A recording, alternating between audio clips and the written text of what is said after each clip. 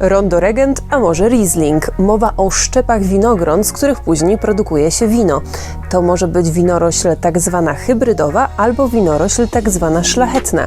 Które z nich są najlepsze do uprawy na Dolnym Śląsku? O to zapytałam winiarzy z Dolnośląskiego Szlaku Piwa i Wina. Mam na imię Patrycja, mam projekt Wine Thinking i zapraszam Was w podróż po dolnośląskich winnicach.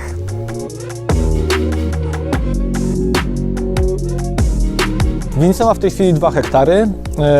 Mamy posadzone 3 odmiany czerwone, wszystkie są odmianami hybrydowymi.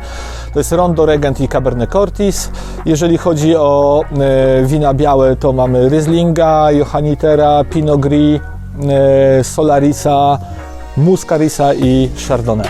Jeżeli chodzi o szczep, który bym widział jako, powiedzmy, szczep Dolnego Śląska, to z perspektywy moich doświadczeń w naszej winnicy, to jeżeli chodzi o białą odmianę, to jest Johanniter, a drugi szczep to według mnie Cabernet Cortis. To jest szczep, który ma bardzo duży potencjał, jest bardzo odporny na choroby, wychodzą z niego bardzo fajne wina. Ja osobiście lubię najbardziej z naszych czerwonych Cabernet Cortis, przez to, że jest dość taniczny. Na naszej winnicy głównie znajdziemy odmiany hybrydowe. Z winifer mamy jedynie Rieslinga oraz naszego Roter Rieslinga. Z nim też mamy wielkie szczęście. Nie zakładaliśmy kupna dokładnie tych sadzonych Roter Rieslinga, ale producentowi zabrakło odrobinę kilka sztuk białego Rieslinga i stąd przyszedł do nas ten Roter Riesling, którym jesteśmy zachwyceni. Zrobiliśmy z niego pomarańczowe wino, z którego możliwe, że jesteśmy najbardziej dumne. Posadziliśmy Pinot Noir, ale w wersji tej troszeczkę wcześniej dojrzewającej, czyli Frisch Burgundera. Posadziliśmy Auxerrois, właściwie taki mniej znany troszeczkę klasyk burgundzki. Posadziliśmy odmianę Ehrenfelser, niemiecką, krzyżówkę Sylvanera i Rieslinga. Nie wiem, czy któraś winnica go uprawia, w tej chwili jeszcze poza nami. Może troszeczkę w typie Rieslinga, trochę kwiatowy. Uważam, że w moim Johanniterze bardzo wyjątkową rzeczą jest to, że ma bardzo mocno wyczuwalne nuty jabłkowe, gdzie w większości Johanniterów one nie są tak zdecydowanie wyczuwalne.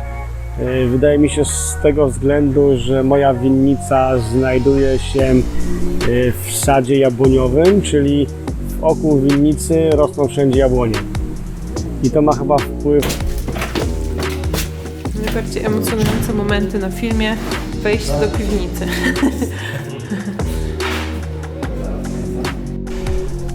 W tej chwili mamy tam posadzone Pinot Gris i Solarisa jak chyba wszędzie.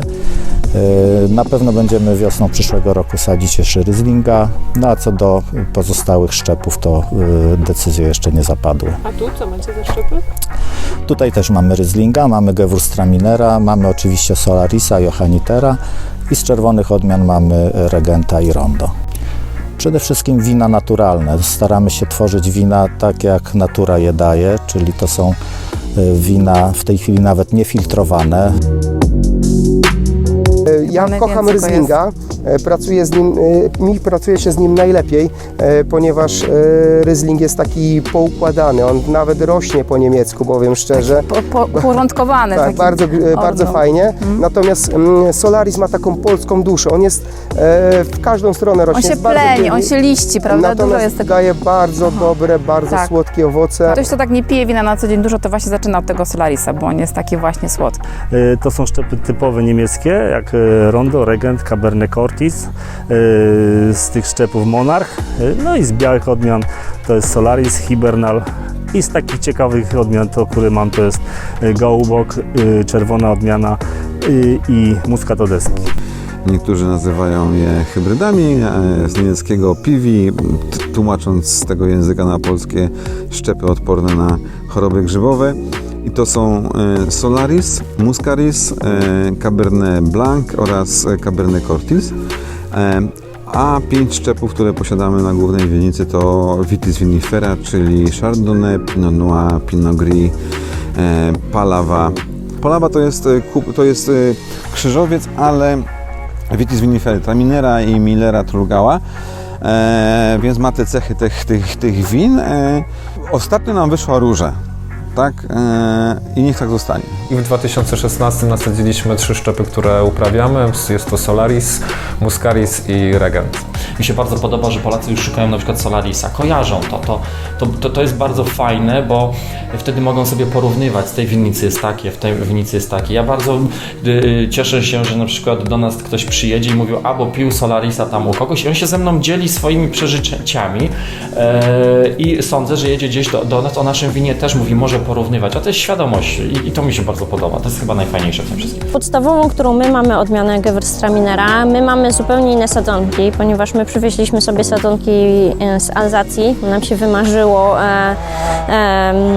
uznaliśmy, że Gewürztraminer alzacki to jest najlepszy Gewürztraminer na świecie i nie bacząc zupełnie na jakiekolwiek informacje na temat trudności tej uprawy, pojechaliśmy do Alzacji i przywieźliśmy sobie stamtąd sadzonki.